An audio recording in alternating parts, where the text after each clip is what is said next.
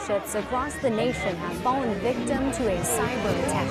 The entire city of Flint, Michigan's government has been hit by a ransomware attack. In Pennsylvania, a water plant was hacked into, and now it's being brought to light.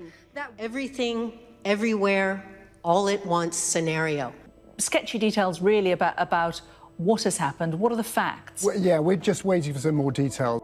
A cyber attack has left the NHS crippled, unable to deliver safe blood to patients. Officers of the Chinese military have been indicted by the Justice Department for their participation in malicious hacking activity. Today that Iranian hackers known as APT-42. Let's be clear, cyber threats to our critical infrastructure represent real-world threats to our physical safety. Malicious cyber attacks on our nation's critical infrastructure are increasing in frequency and scale.